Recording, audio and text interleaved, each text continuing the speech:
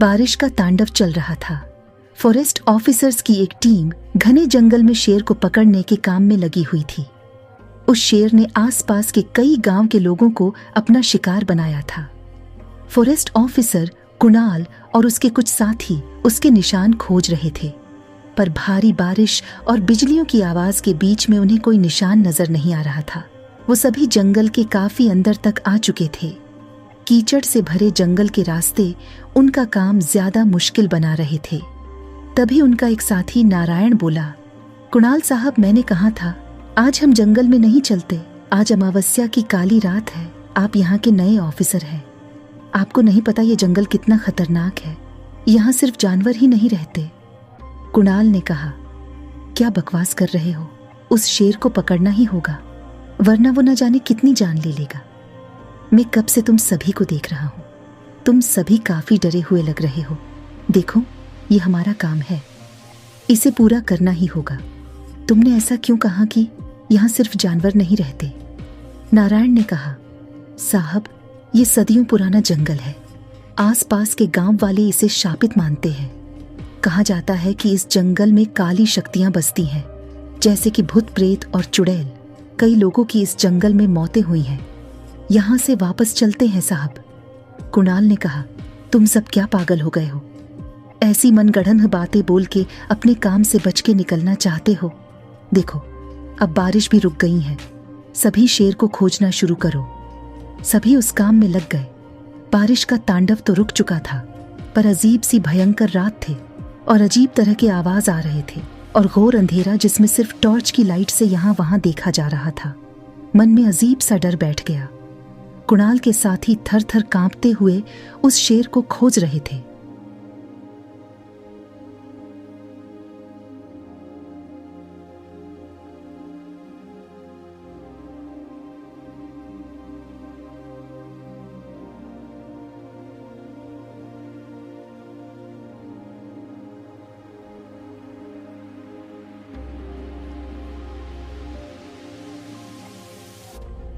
ताकि कोई निशान मिलते ही पिंजरा वहां लगा सके। अचानक की एक भयंकर चीख उन्हें सुनाई दी। वो किसी जंगली जानवर की चीख थी। सभी डर से कांपते हुए सहम से गए। कुणाल ने कहा, लगता है शेर ने किसी जानवर को मारा है। उस तरफ चलो सभी। सभी उस तरफ जाने लगे। घनी झाड़ियों से होते हुए उन्हें सामने कुछ दूरी में बड़ा ही भयानक सा जंगली सुअर मरा पड़ा हुआ मिला। उस सुअर के पास कुछ हलचल दिखाई दे रही थी। सभी ने टॉर्च उस तरफ की, पर कोई दिखाई नहीं दिया। वो बड़े सुअर की दूसरी तरफ से उसे कोई खा रहा था। कुणाल ने कहा, नारायण, मुझे लगता है वो शेर ही है। मुझे वो जानवर को बेहोश करने वाली बंदूक दो अभी, और उस पर निशाना लगाने। मैं खुद चुपके से आगे जाऊंगा। तुम इन झाड़ियों में ही छिपे रहो, किसी प्रकार की हलचल मत करना। नारायण ने कहा, पर साहब आप अकेले? कुणाल ने कहा, हाँ, मैं अकेले ही जाऊंगा। अपनी टॉर्च बंद कर दो। एक टॉर्च और बंदूक लेकर मैं आगे जाता हूं। कुणाल धीरे धीरे उस स्वर की तरफ आगे बढ़ने लगा। वो लेट के किसी सैनिक की तरह उसके पास जा रहा था। उसे यकीन था कि दूसरी तरफ शेर ही उस सुअर को खा रहा है, क्योंकि इतने बड़े जंगली सुअर को सिर्फ शेर ही मार सकता था। वो लगभग उस घने अंधेरे में उस सुअर के पास पहुंच चुका था। उसकी धड़कन काफी जोरों से ढारक रहा था। उधर उसके साथियों का भी डर से बुरा हाल था। वो उसके पास धीरे से पहुंच चुका था। उसने बंदूक उठाई। जैसे ही टॉर्च ऑन करके उस तरफ घुमाई, सामने का दृश्य देखते हैं उसके हाथ और पांव थरथराने लगे। डर के मारे वो कांपने लगा था। आधा शरीर जो पूरी तरह से लाल जला हुआ था और आधा उस सुअर के पेट में घुसा हुआ उसे खा रहा था। वो जानवर नहीं कुछ और था। उसे देख कुणाल चीख उठा।